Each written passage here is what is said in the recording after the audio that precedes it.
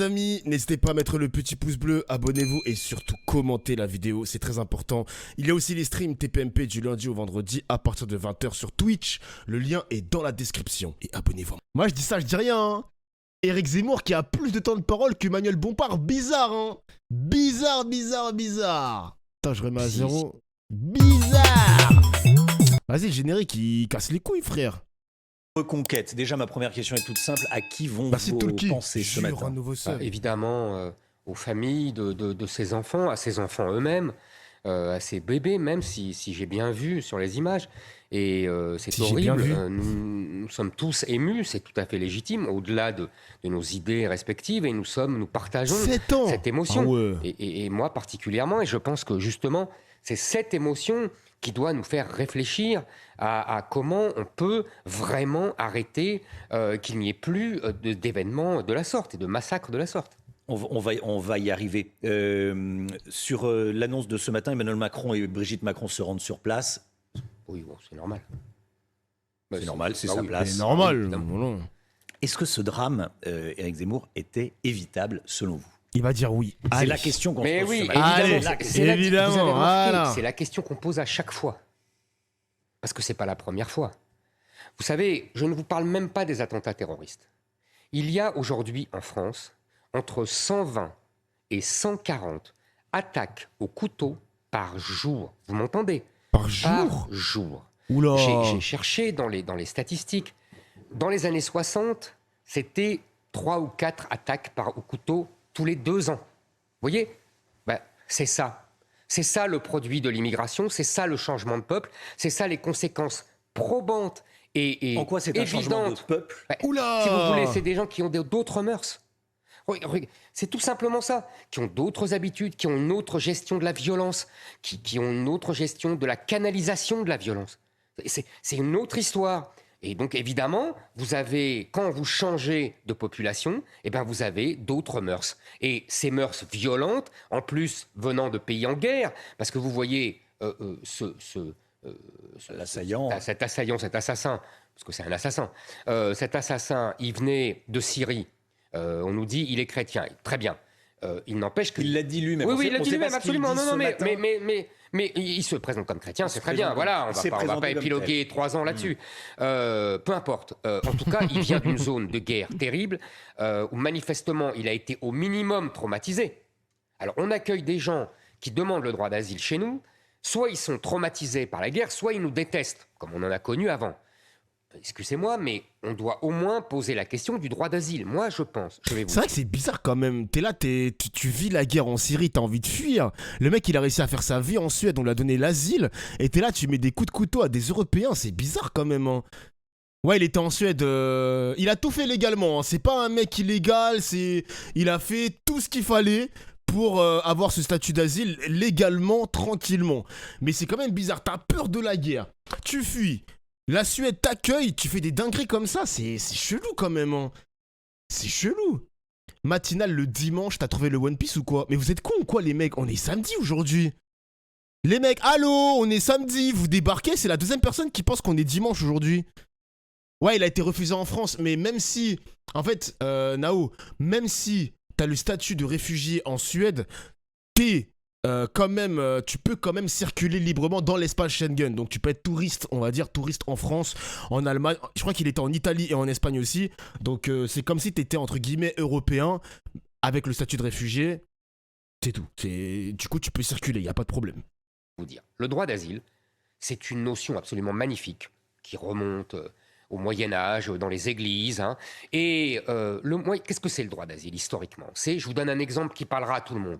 C'est Victor Hugo qui est exilé à Guernesey. C'est, plus près de nous, Solzhenitsyn qui quitte l'URSS communiste pour aller aux États-Unis. Qu'est-ce que ça veut dire? Ça veut dire que ce sont des individus qui sont menacés pour leurs idées, et c'est tout. Vous comprenez? Là, aujourd'hui, on a entre 140 000 et 170 000 droits d'asile qui viennent en France tous les ans. Comme qu'ils soient déboutés ou qu'ils ne soient pas déboutés, ils ne sont jamais l'asile, oui. Exactement. Donc il y a déjà une première mesure à prendre, c'est leur interdire de venir demander l'asile chez nous. Et que, c'est ce que j'ai dit et répété pendant la campagne présidentielle, dimanche, ok, il faut qu'ils demandent le droit d'asile dans les consulats de France dans leur pays. Et si ça ne suffit pas, il faut arrêter les procédures de droit d'asile. Moi, vous savez, j'écoutais votre invité précédent et je souriais, si j'ose dire, dans cette circonstance tragique. Je pense exactement aux antipodes de M. Bompard. Je pense que oui, il y a plus important que les conventions internationales, puisque quand ça l'arrange, il respecte les conventions internationales, et puis quand ça le dérange, il ne les respecte pas, ou en tout cas il ne veut pas les respecter, peu importe.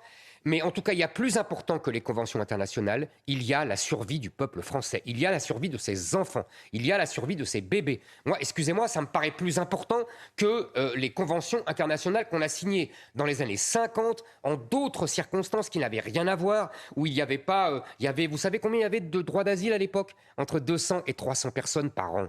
Ouais, c'est tout. Ce que dit le gouvernement, les autorités, c'est que donc, Salut, il est Toby. syrien, il était réfugié en Suède et qu'il était légalement en France. Vous avez entendu le ministre de l'Intérieur. J'ai tout à fait entendu cet argument qui est en partie erroné. Je vais vous dire pourquoi. D'abord, ce Syrien était ce qu'on appelle un Dubliné.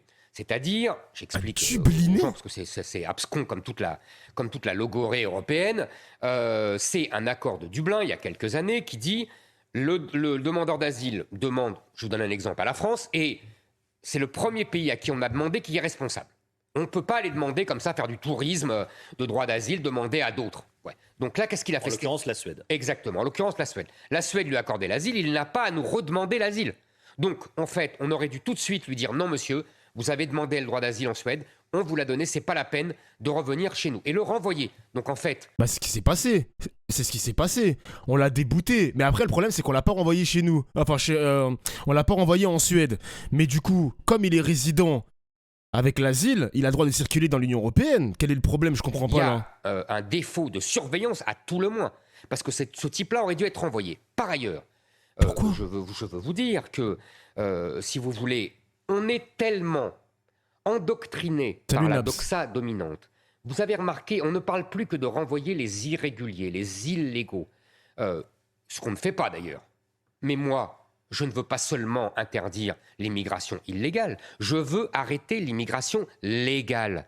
C'est-à-dire les droits d'asile, c'est-à-dire le regroupement familial, c'est-à-dire les étudiants.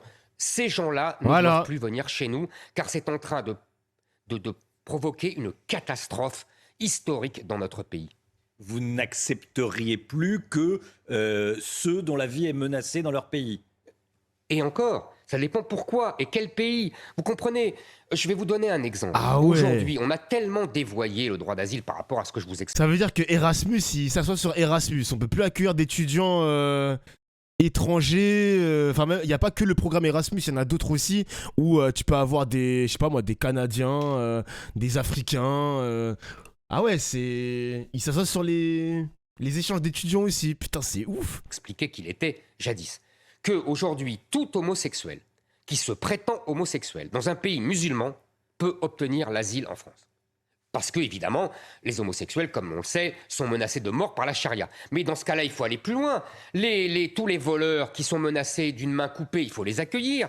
Toutes les femmes adultères qui sont menacées de la mort dans le droit musulman, il faut les accueillir. Vous comprenez? C'est sans fin. On a tellement étendu... Mais pourquoi ils parlent pas de la guerre? Les personnes qui sont en guerre, il n'y a pas que dans les pays musulmans qu'il y a la guerre. Là, il a cité que des trucs des pays musulmans, genre... C'est une dinguerie. Il a cité que des pays musulmans. Il a même pas parlé des Ouïghours, des mecs qui sont persécutés en Chine. Il y a rien de ça. Il y a que des pays musulmans. La conception de droit d'asile, qu'elle ne veut plus rien dire. Donc il faut dire stop. Il faut arrêter. Il s'était vu refuser le statut de réfugié, donc dimanche dernier par la France, au bout de 8 mois de présence sur le territoire. A priori, il est arrivé en octobre dernier et on lui a refusé le 4 juin, donc dimanche dernier. Ces demandes devraient être réalisées, les demandes d'asile devraient être réalisées hors de France, c'est ce que vous nous dites. Hors de France ou hors de l'Union européenne? On rentre même pas hors de l'Union européenne. Hors de l'Union européenne. Mais il faut un accord avec les autres pays. Si les pays veulent les accepter, ça pose un problème d'ailleurs après. Mais à tout le moins, dans nos consulats, dans les pays, dans nos consulats, c'est tout, de France, dans leur pays. Comment est-ce que vous qualifiez cette attaque à l'heure qu'il est et au vu de ce que l'on sait? Je dirais un acte criminel. Qu'est-ce que vous voulez que je vous dise? Je n'ai pas à le qualifier, vous savez. Moi, je vais vous dire, peu importe la qualification. Est-ce qu'on peut parler d'attentat? Non, mais moi, Peu m'importe, je vous assure, la Lui, il est pas, tu vois, là où Zemmour, il fait pas la même erreur que par exemple les Damien Rieu, les mecs bien d'extrême droite. Lui, il tombe pas dans le délire de ce mec-là n'est pas chrétien, c'est sûr que c'est un musulman infiltré ou je sais pas quoi, je sais pas quoi. Lui, il a juste un problème avec l'immigration et il va pas utiliser le délire de Jean Messia en mode non, j'ai la preuve que ce mec-là n'est pas chrétien, nanani, nanana. Il est sur un autre registre, hein. Il est terminologie pas n'a sur pas le même d'importance. délire. Pas sur le même Que ça délire. soit un attentat, un terroriste, un criminel, ce que vous voulez, je m'en moque. Ce que je sais, c'est que des enfants en France ont été menacés par un étranger qui n'aurait jamais dû être là. C'est Oui, pour c'est ça la que même je équipe. parle de Voilà. francocide. Il a C'est-à-dire répété que ce que j'ai dit. Voilà. L'immigration, depuis 40 ans, C'est a un racisme provoqué malin. un cycle de violence qui va de l'insulte, de la menace, du viol pour les femmes, jusqu'au meurtre et jusqu'au massacre, que j'appelle un francocide. Sur le modèle, vous savez, des féminicides, qui expliquent très bien qu'il y a une fragilité particulière des femmes qui sont plus souvent tuées par des hommes. Voilà, c'est là le même principe. Il y a là un cycle de violence que nous devons interrompre et qui menace chacun d'entre nous, et jusqu'à l'existence même de notre peuple. La gauche vous l'a reproché, ce thème de francocide. En quoi c'est ce qui dépeint le mieux ce qui s'est passé hier matin, selon vous? Si vous voulez, la gauche me reproche un terme parce que la gauche veut garder le monopole des mots qu'elle invente et qu'elle impose à l'esprit public. Vous voyez, féminicide, ça ne les choque pas. Et quand on parle de francocide, évidemment, ça les choque parce que ce n'est pas eux qui l'inventent. Ils détestent ça. Ils détestent être concurrencés dans la bataille culturelle. Et alors que c'est la plus importante parce qu'elle endoctrine chacun d'entre nous. Et si vous voulez, en quoi ça résume notre situation et ce qui s'est passé hier, c'est, je vous dis, il y a depuis 40 ans une immigration complètement incontrôlée, massive, de gens qui viennent de pays et de civilisations différentes, voire antagonistes, et qui développent et qui entraînent et qui fonctionnent selon des mœurs et des habitudes et différentes, voire vraiment menaçantes. Ça commence encore une fois par des manières de vivre, des manières de faire, des insultes, des menaces, ce que le président de la République a appelé la décivilisation, des menaces des jeunes femmes dans les transports publics, des viols, des violences, des vols de masse, des meurtres. On a une explosion de toutes les délinquances. Pourquoi cette délinquance, on le sait bien, même le ministre de l'Intérieur le reconnaît désormais, est liée à cette immigration étrangère, et des gens, qu'ils soient d'ailleurs étrangers ou français, vous savez, vous connaissez les chiffres. Il l'a reconnu effectivement pour ce qui se passe notamment à Marseille, où 50% des impliqués dans des actes de délinquance sont des étrangers. Mais cher monsieur... Ah ouais, Darmanin, il marche sur les plates-bandes de Éric Zemmour. Darmanin, il a vraiment dit ça. Putain, c'est ouf, hein. Après, est-ce qu'il faut le reconnaître ou pas? C'est des chiffres du ministère de l'Intérieur. Faut peut-être se poser la question sur, évidemment, l'immigration. Faut peut-être aussi avoir moins de laxisme au niveau de la justice. Faut évidemment être un peu plus sévère, un peu plus ferme, hein. Évidemment. En vrai de vrai, voir un monde où tout le monde retourne dans son pays d'origine juste pour voir c'est comment.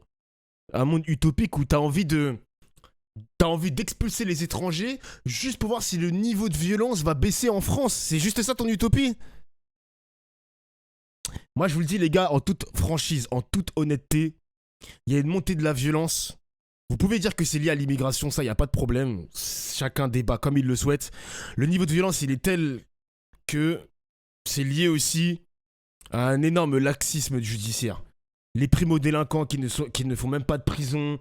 Pour des cambriolages, tu peux ne même pas faire de prison, tu prends du sursis. Il y a trop de laxisme. Il y a trop de laxisme au niveau de la justice. Si la justice française faisait peur, on n'en serait pas là, les mecs. Hein. On n'en serait pas là.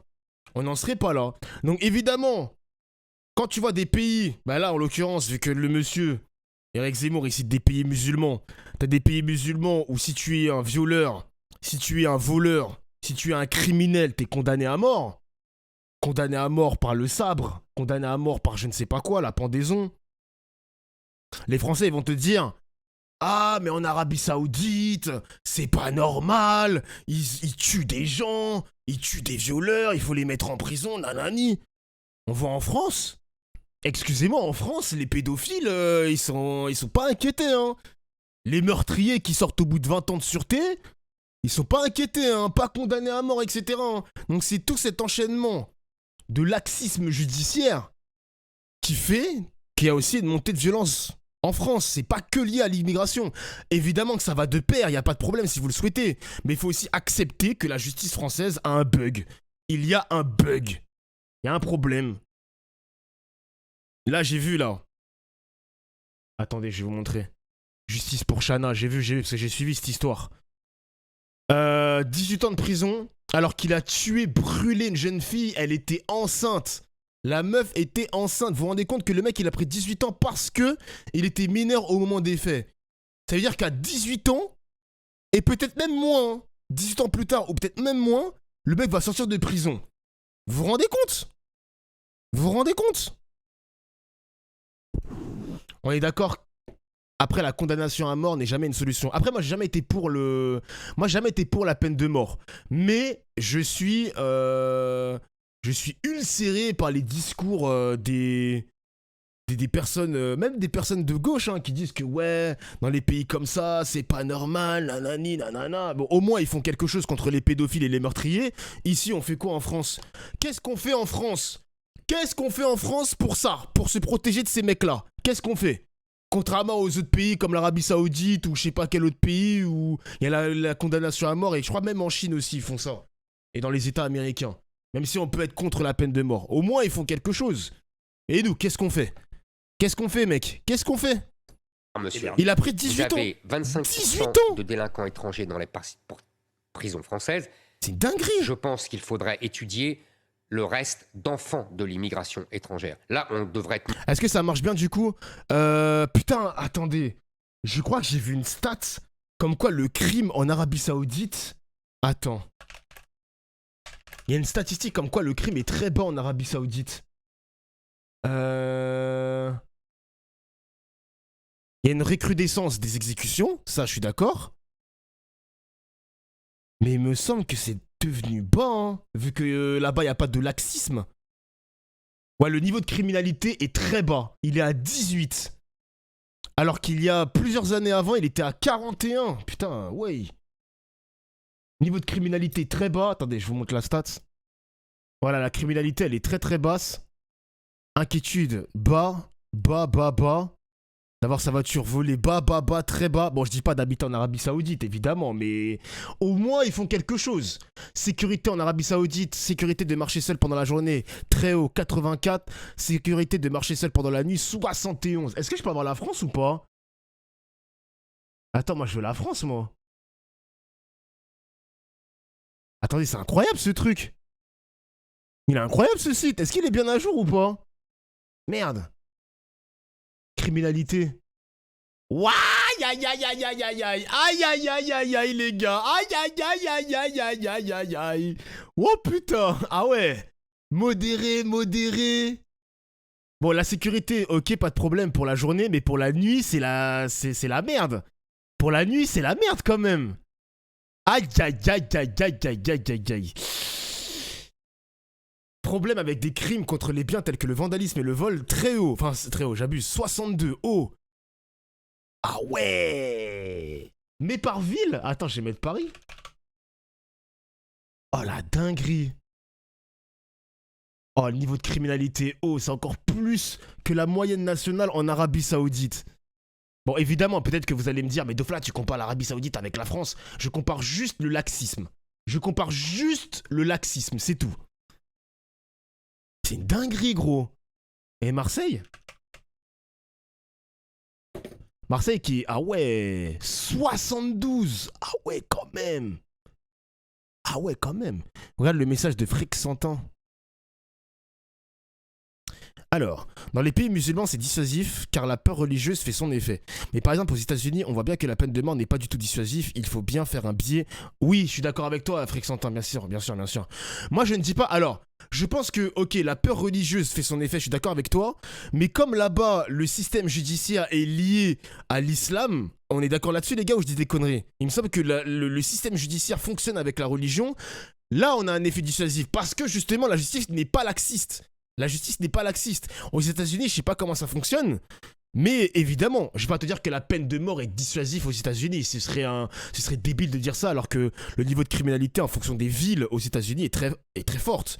Évidemment, je suis d'accord avec toi, hein, je suis d'accord. Hein. Là, franchement, je partage la même idée que toi, mon gars. Hein. Je partage la même idée que toi, hein, vraiment. Là, on est ensemble, mon gars, on est ensemble. Il faut comparer si c'est une démocratie ou pas. Bon, après, le terme de démocratie en France, quand tu vois ce qui se passe à l'Assemblée nationale, mon gars, crois pas que j'ai pas peur de dire que c'est la définition même de la démocratie en France. Crois-moi, mon gars, c'est pas pareil. Ça varie d'un pays à un autre, en tout cas. Hein. Monté à 80%. Donc, si vous voulez, on voit bien que c'est un effet de masse. Il y a une espèce, moi, ce que j'appelle un djihad au quotidien, c'est-à-dire c'est une guerre permanente que nous mène une autre civilisation sur notre sol. Et c'est notre population, c'est les Français, c'est les enfants français qui sont menacés par cette violence. Pour l'instant, le caractère terroriste n'est pas retenu. Mais je ne vous ai pas parlé de terrorisme. Est-ce que ça vous est... Ouais, ça fait 3 fois qu'il dit ça, le journaliste. Il veut le mettre sur un terrain glissant, là, ou quoi? Non, encore une fois, le terrorisme, ça veut dire utiliser la terreur à des fins politiques. Voilà. Vous vous souvenez, le terrorisme de la bande Abadère dans les années 70, d'extrême gauche, ou voilà, bon, c'était ça le terrorisme. À vérifier, là, il n'a pas de revendication. À vérifier. Encore une fois, c'est pas mon sujet, vous comprenez ce que je veux dire.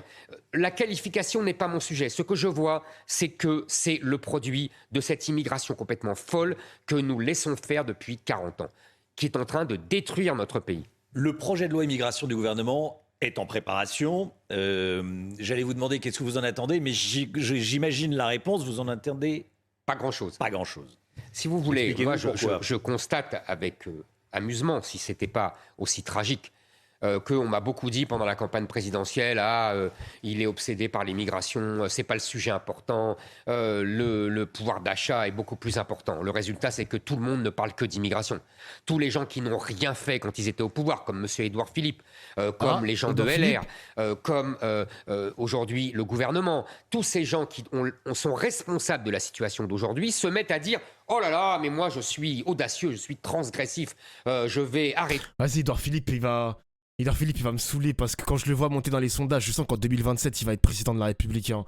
Alors vous allez pas mettre Édouard Philippe président de la République par pitié, wesh. Pas Édouard Philippe en 2027, je vous en supplie.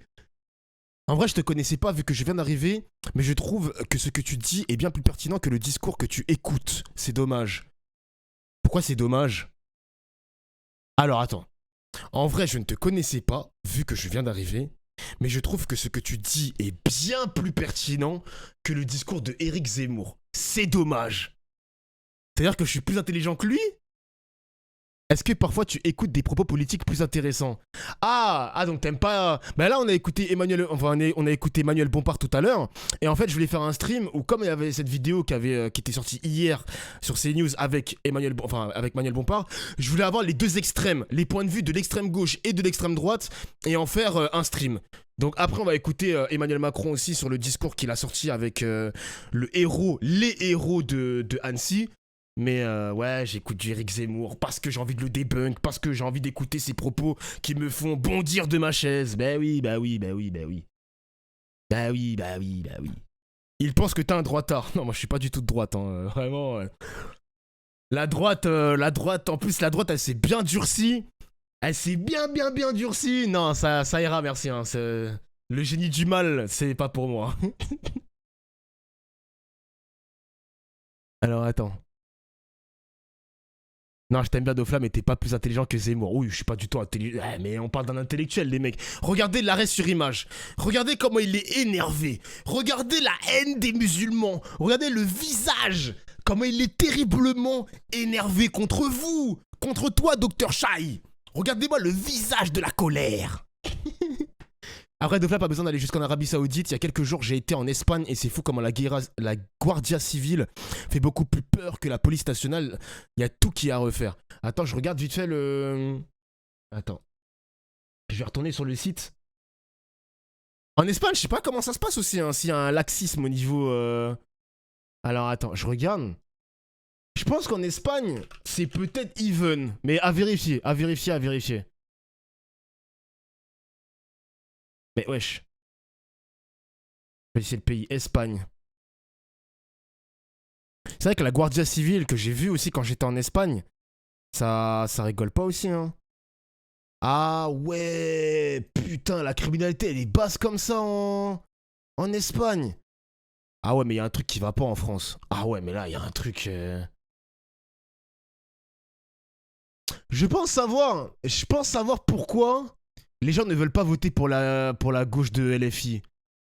En fait, ils ont peur qu'il y ait une dégradation et un taux de criminalité qui sont encore pire que sous le quinquennat de Macron. Et les gens ils vont se dire, avec Macron, c'est déjà catastrophique. Si on met une personnalité de gauche qui a trop une politique modérée par rapport à la criminalité, ça va être encore plus catastrophique. C'est peut-être pour ça, les mecs, hein. C'est peut-être pour ça, hein. Peut-être, hein. Jure, un nouveau sub. Merci, Méchoui, pour le sub. Merci. Bonjour Defla, bonjour à tous. Je vais partager un peu ma frustration, pardon. À cause de ces gens, on a agressé une sœur aujourd'hui à Nice en l'accusant d'être responsable de l'attaque. Ça m'a Ouais, on a vu la vidéo, Méchoui. On a vu la vidéo, on a vu. C'est une dinguerie quand même. Je suis vraiment pas étonné de ces stats. Je t'ai dit vraiment, cette police, c'est quelque chose, ça rigole pas. Putain, c'est ouf, hein. Très basse comme ça, putain, je suis... Franchement, tu m'as appris quelque chose. Franchement, Je pensais pas qu'en Espagne, c'était aussi safe. Ok, merci. Était l'accord avec les Algériens de 68, je vais réduire l'immigration clandestine. Non, il faut un plan complet, le plan complet que j'avais présenté pendant l'élection présidentielle et qui est cohérent et qui prend toutes les mesures possibles avec effectivement une modification de la Constitution, avec effectivement un référendum, car aujourd'hui on a donné les clés de la politique migratoire aux juges, en particulier le Conseil constitutionnel, le Conseil d'État, qui, eux, le laissent aux immigrés eux-mêmes, qui font venir qui ils veulent ou quasiment qui ils veulent. Et donc, il faut reprendre en main tout cela, et ça demande un plan complet qui arrête, non seulement, je le répète, l'immigration illégale, comme on l'entend tout le temps, ce qu'on ne fait pas, mais aussi l'immigration légale. Les Républicains présentent un plan qui ressemble à ce que vous venez de dire, en deux parties. On modifie la Constitution pour j'allais dire, avoir les mains libres. En tout cas, pour éviter que les juges sanctionnent toutes ces mesures. Et ensuite, on serre la vis. Je vous accorde tout à fait que les gens de LR ont fait un grand pas, mais d'ailleurs qu'ils avaient commencé de faire pendant la présidentielle avec M. Barnier, Mme Pécresse, sauf qu'ils ne vont pas au bout de la logique, comme d'habitude avec LR. Il n'y a pas dans leur plan de suppression du droit du sol, par exemple. Or, si vous voulez, sans suppression du droit du sol, les femmes continueront de venir accoucher en France pour que leurs enfants soient français. Il faut supprimer le droit du sol. Il n'y a pas de limite, il n'y a pas de limitation drastique des nombres d'étudiants. Il n'y a pas, en vérité, d'interdiction du regroupement familial. C'est simplement qu'ils le rendent un peu plus sévère. Mais ça fait 30 ans qu'on fait ça et que ça ne sert à rien.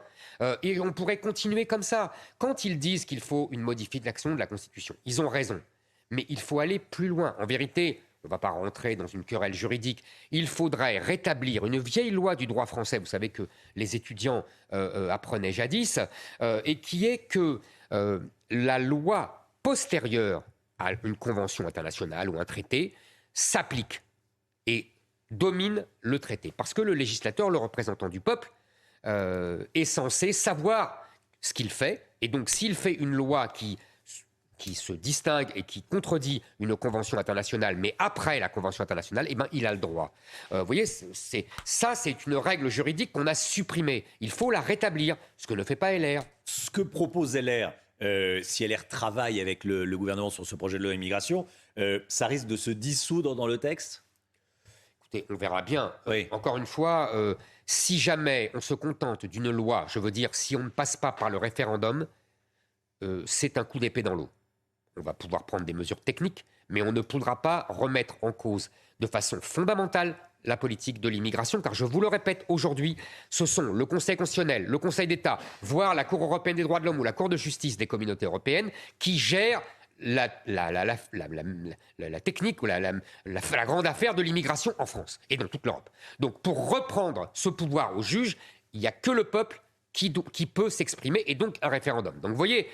Avec quelle question, Éric Zemmour ? Quelle question vous poseriez-vous ? Mais vous savez, cher monsieur, Quand on a fait un référendum sur Maastricht, d'accord, on a dit « Approuvez-vous le traité de Maastricht ?» Il y avait des dizaines d'articles dans le traité de Maastricht.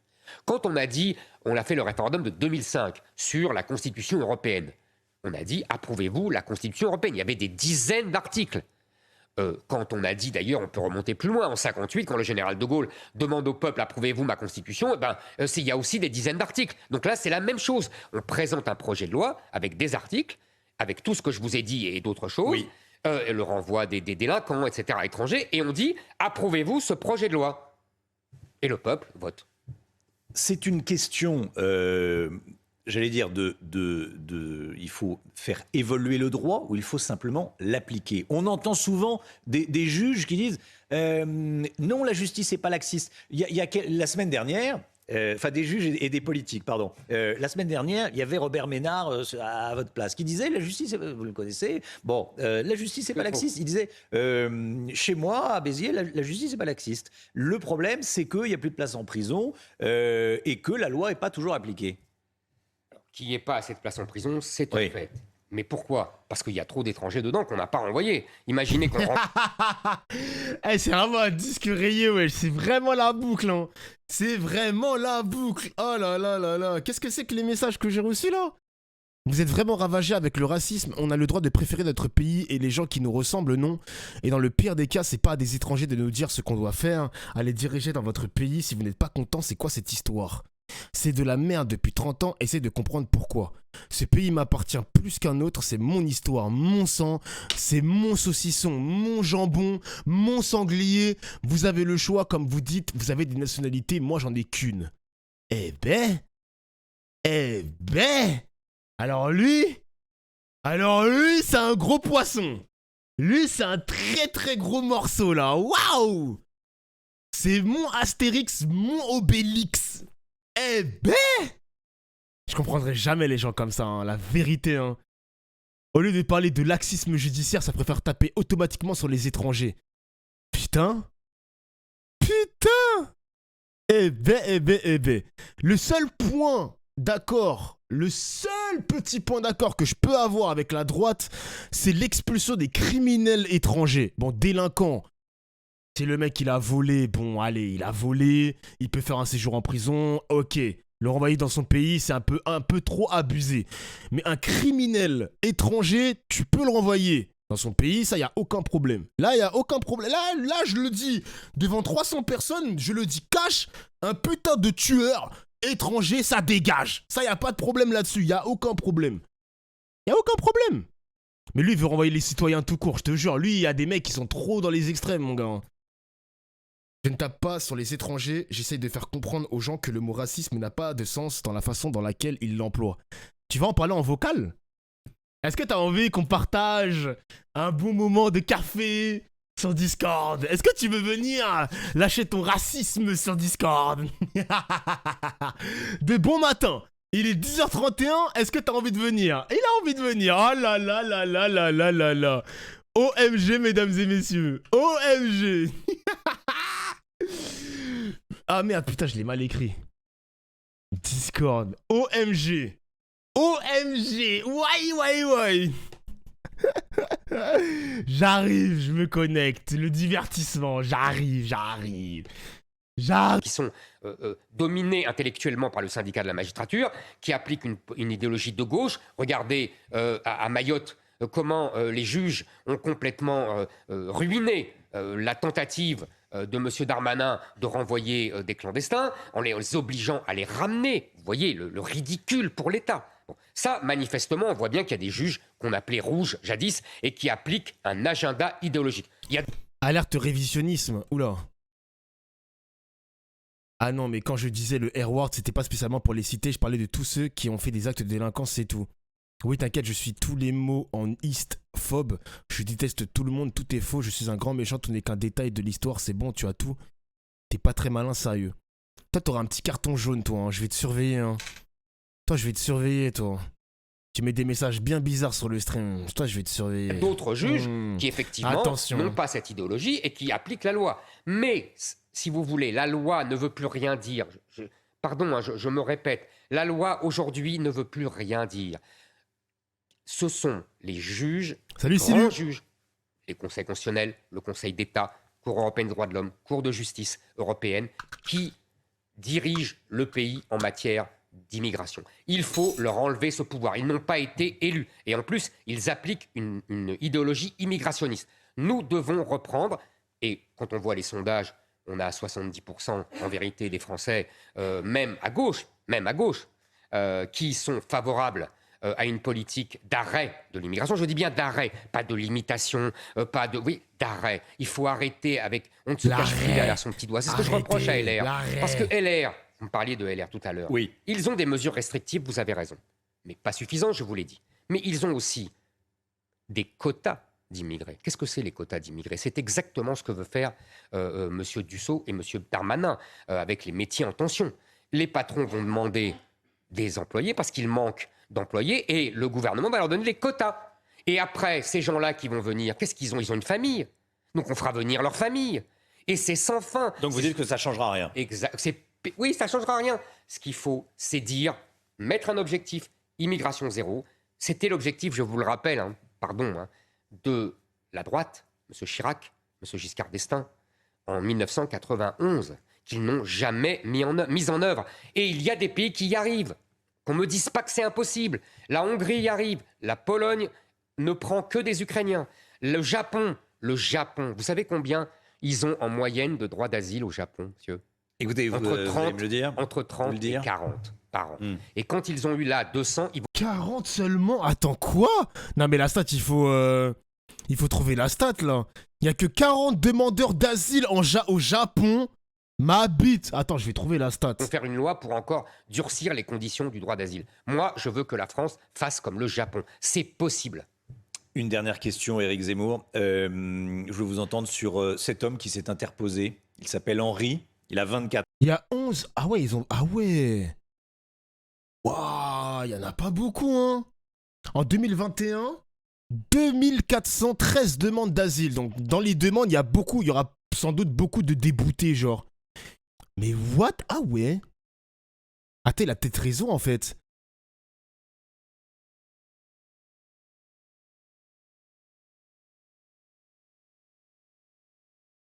Ah ouais, demandeur d'asile accepté. Wesh, regardez, les gars. What? Nous, on est à 100 000, 120 000. Donc, si on prend les déposés, hein. Si on prend les déboutés, on s'en fout. Si on prend les acceptés, c'est peut-être entre, moi, je dirais 30 000, 40 000. Mais eux, ils sont à 47, 44. Mais wesh, personne rentre au Japon, hein. Bizarre, le Japon, hein. Bizarre, hein. 40 demandes d'asile acceptées, Starfoula. Wesh. Ah ouais, c'est... Ah ouais, je suis choqué. Ouais, je suis choqué, putain. 4 ans, on va voir son visage. Il fait un tour de France des cathédrales. C'est l'homme au sac à dos. Hein, c'est l'homme au sac à dos. Celui qui est allé au contact de l'assaillant. Il a écrit qu'il allait bien. Il demande de prier d'ailleurs pour les victimes. C'est un héros pour vous? Écoutez, c'est un homme courageux, comme il y en a plus beaucoup. Comme il y en avait beaucoup. Moi, vous savez, j'ai connu dans mon enfance... beaucoup de gens qui étaient comme ça. Mon père était comme ça, des gens de ma famille étaient comme ça. C'était des gens qui n'hésitaient pas. Mais en même temps, vous savez, depuis, il y a un grand changement que je vous ai décrit. Et j'en parlais souvent avec mon père avant sa mort. C'est qu'on ne sortait pas un couteau comme ça. Vous comprenez, à l'époque. On pouvait se battre à main nue, c'était une position virile, vous voyez ce que je veux dire. Mais là, aujourd'hui, justement, avec le changement de peuple que j'ai décrit, nous sommes dans un autre monde. Nous sommes dans une autre civilisation. Où le coup de couteau devient l'ABC des rapports de force. Éric Zemmour, président de Reconquête, était avec nous ce matin. Merci Éric Zemmour. Ah, ce mec-là, c'est pas possible, ça.